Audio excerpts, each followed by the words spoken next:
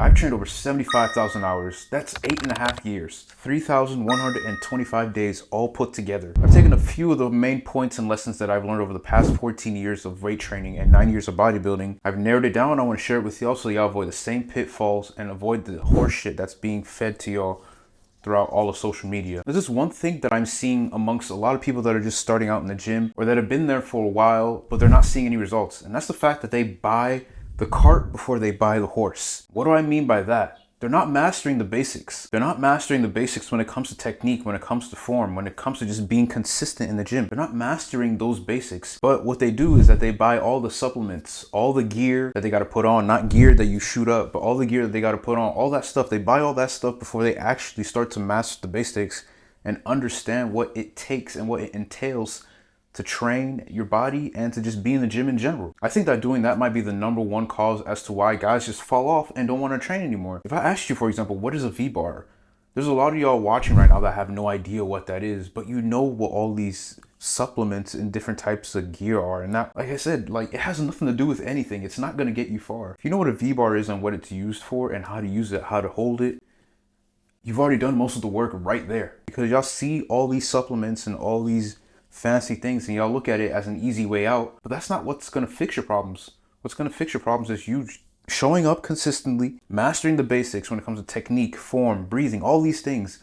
When you get that down, that's when you start to see the progress. When you get your form down and learn different techniques and different skills in the gym, it's a lot easier to progress because those same techniques and skills and everything, you can always take it and apply it to different lifts and different ways of thinking in the gym, because once you've mastered one concept, you've basically mastered them all. It's just a learning process. You have to be a person that wants to learn and that wants to progress and do better. I think that's one of the main traits amongst people that make it far in the gym, is that they have this burning desire to always progress and get better. The reason why I started off with this point, mastering the basics, is because of the fact that when you master the basics, that's when all the mental stress leaves and you're basically on autopilot, but in a good way while you're in the gym. You don't have to think as much. That mental energy that one uses, it can also be really exhausting. So when you have a lot of mental stress and a lot of mental energy that's being used in the gym, the physical energy that you use is basically in an imbalance, right? And we want to balance that out, or we actually want it to be this way around, where you use more physical energy than mental energy because you already know what you're doing in your head. And that's why mastering the basics is so important. I can give you all an example of myself. I'm very particular in the way that I get up the weights, for example, on an incline dumbbell bench press. Now I'm lifting a lot heavier, I've gotten a lot stronger, and I have to be careful. To relieve that mental stress, I have a certain cadence that I use when I pick up the weights, when I get the weight up onto my shoulders to start benching. You have to have these things on lock if you want to get far. The way you come out of a squat rack, the way you breathe, how many steps you take out, these small basics, they have to be on point if you want to progress in the gym.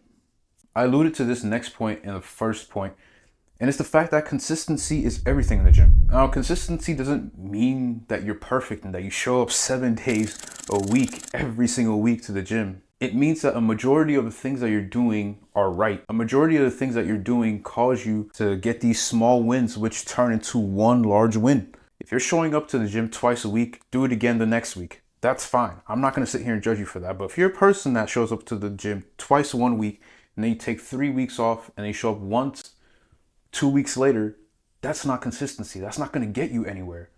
It's better off you show up to the gym twice a week, and then once you understand, like, damn, this is really easy now, I'm going to take it up a notch. Let me do 3 times a week.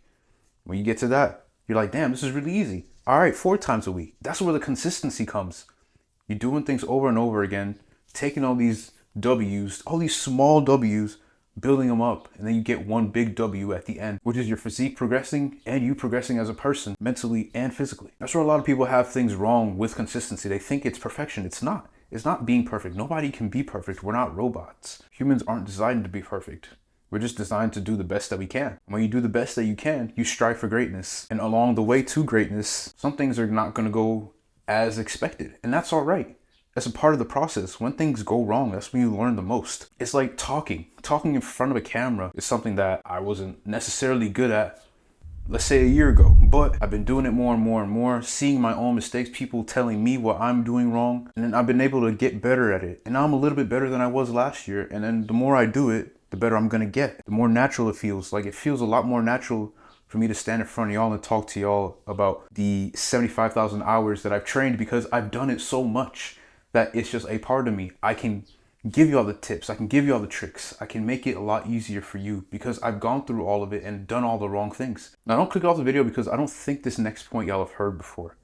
It's that less is more. How is less more? Well, basically what I'm talking about is you listening to your body a lot more. Your body's always going to let you know when to step on the gas and when to, let your foot off the gas a little bit so that things don't go too bad.